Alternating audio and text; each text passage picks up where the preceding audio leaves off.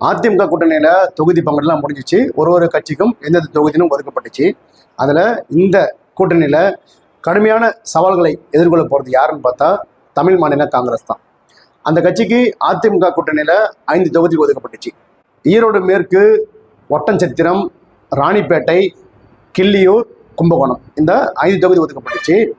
உண்மையாகவே அவங்களுக்கு இந்த 5 தொகுதியும் கடும் சவாலாக இருக்கும் இந்த தேர்தலில். ஏன்னா இதில் 3 தொகுதியில் தற்போது அமைச்சராக இருக்கிற 3 பேர் போட்டியிட போகிறாங்க. ஈரோடு மேற்கில் அமைச்சர் முத்துசாமி இருக்கார் அமைச்சராக.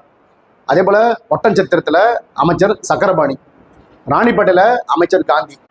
இவங்க 3 பேரும் தற்போதைய திமுக அரசில் அமைச்சராக இருக்காங்க. அதே போல் கும்பகோணத்தில் சாக்கோட்டை அன்பழகன், அவர் அந்த தொகுதியில் ரொம்ப செல்வாக்கு மிக்கவர். அதே போல் கிள்ளியூரில் தற்போது காங்கிரஸ் குழு தலைவர் ராஜேஷ்குமார் இருக்காரு.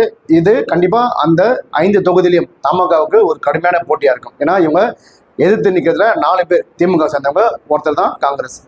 எனவே இந்த தேர்தலில் தமாக கடும் சவால்களை எதிர்கொள்ள வேண்டும். ஏன்னா அவங்க எதிர்த்து நிற்கிறது எல்லாமே அமைச்சராக இருக்கிறவங்க, தொகுதியில் பிரபலமாக இருக்கிறவங்க.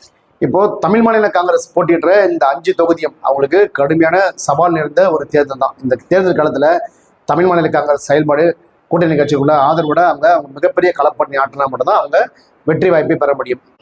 அதே சமயம் அதிமுக தரப்பிலிருந்தும் இந்த 5 தொகுதிகளும் அதிமுக போட்டியிட்டா அங்கே திமுகவுக்கு ஒரு கடும் சவாலாக இருந்திருக்கும். அப்படி எதிர்பார்க்கப்பட்ட நிலையில் தமிழ் மாநில காங்கிரஸ் சார்பாக கொடுக்கப்பட்ட விருப்ப தொகுதிகளில் இந்த 5 தொகுதியும் அவங்களுக்கு ஒதுக்கி கொடுக்கப்பட்டிருக்கு. எப்படி இருந்தாலும் இந்த தேர்தல் கடுமையான ஒரு சவால்களை எதிர்கொள்ளும் போது தமிழ் மாநில காங்கிரஸ் அதை எப்படி பிரச்சாரம் மூலமா எப்படி அவங்க முன்னெடுக்க போறாங்க, கடும் சவால்களுக்கு மத்தியில் அவங்க போட்டியிட்டு வெற்றி பெறுவார்களா அப்படின்றது மே 4ஆம் தேதி வாக்கு எண்ணிக்கையின் போது தெரியும்.